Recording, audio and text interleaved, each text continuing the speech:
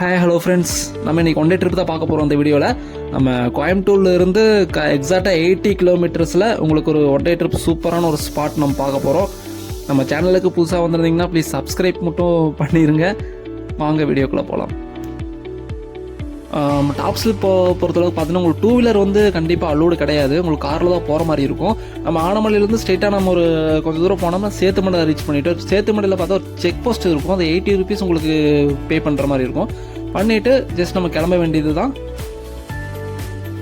Top slip பொறுத்தளவுக்கு பார்த்தீங்கன்னா உங்களுக்கு டூ வீலர் வந்து அலோடே கிடையாது. ஃபோர் வீலர் நம்ம கார் தான் போகிற மாதிரி இருக்கும். நம்ம போகிற வழியில் பார்த்தா 2 குட்டி ஹேர் பின் பெண்டு தான் இருந்துச்சு. நம்ம நல்லா சேஃபாக ட்ரைவ் பண்ணணும். அந்த இடத்துல ஃபுல் அண்ட் ஃபுல் 2 பக்கமே உங்களுக்கு ஃபாரஸ்ட் தான். நல்ல ஒரு எக்ஸ்பீரியன்ஸ் கிடைக்குங்க. கண்டிப்பாக ஒரு நாள் நீங்கள் வந்து ட்ரை பண்ணி பாருங்கள். சூப்பராக இருக்கும் பிளேசஸ் எல்லாம். ஆல்மோஸ்ட் பார்த்தீங்கன்னா உங்களுக்கு செக் போஸ்ட் வந்து ஒரு 15 கிலோமீட்டர்ஸ் மேலே டாப் ஸ்லிப்பை ரீச் பண்ணிடலாம்.